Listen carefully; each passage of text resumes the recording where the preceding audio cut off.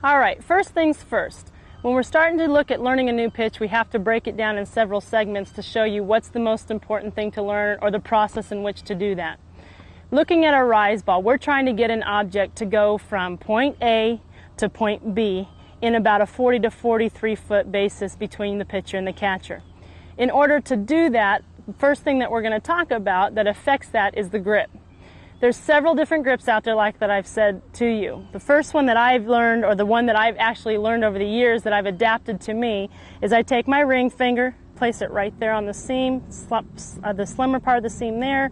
My middle finger, I place it right there so that I've got the grip on the seams. I take my index or my pointer finger and I curl it right up on the side. Different variations, people will curl it all the way up to the side. I was more comfortable on the side. My thumb comes right down here on the seam if it can reach. It splits right between those two fingers.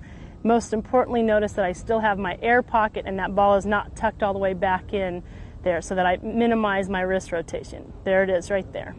Now, this pinky here can be tucked all the way down there if that's how you choose it. It's really there just for comfort and for balance.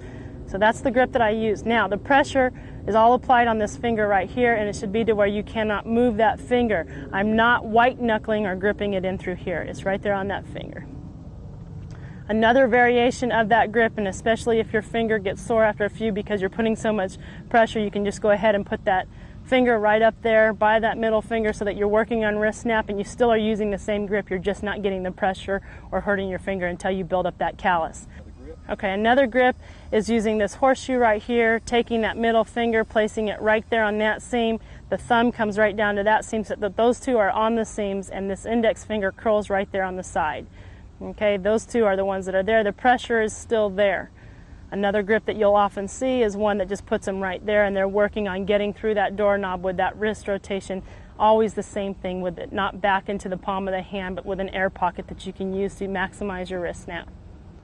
Now, like I said, the reason that I ended up tucking my finger as I was playing with my rise ball and learning from different pitching coaches is it gave me one or two more rotations, therefore possibly that 1/4 of an inch movement in the ball that you might need to throw that batter off to be successful. There are several different grips there that you can play with, and the most important thing is I challenge you is to find a grip possibly that I've never seen or you can invent yourself that works the best. If your ball is rising, it's because your wrist snap is correct and you found a grip that works for you.